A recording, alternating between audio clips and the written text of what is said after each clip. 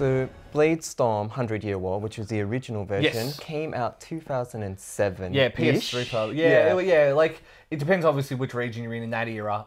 But it was around that era, 2006, 2007, 2008.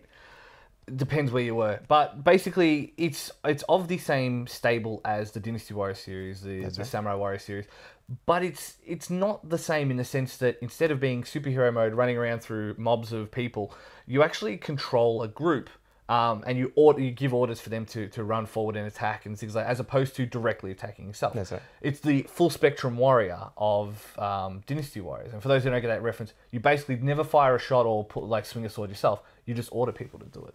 So on that basis alone, it's going to turn a lot of people off. Yeah. I think straight away that's a barrier of entry that people perhaps aren't going to get across. Yeah, and funnily enough, it's not enough strategy that people that enjoyed Kessen could really get into it either, because at the end of the day, you're still down on the field. It's not a macro. You're not manage. It's isometric or bird's eye. Yeah, that's it. Now on top of that, this is not quite the sequel that people might expect it to be. This is essentially the Extreme Legends or Empire expansions.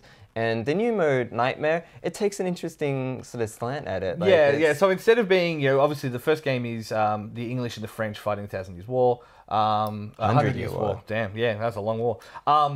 You in this one, instead of going to say a different conflict of the same era, you fight dragons. Yeah, you fight dragons and monstrous possessed Joan of Arc, which is it's what we all wanted, obviously. And realistically, if you're gonna go, hey, what do we do to entice a new generation to it? You basically turn around and say, let's just turn it into high fantasy. It's like great, that's it. like Griffins, no worries. Dragons. Yeah. So based on that alone, it's not necessarily going to be that a Dynasty Warriors fan is going to love this game, pick it up and play it.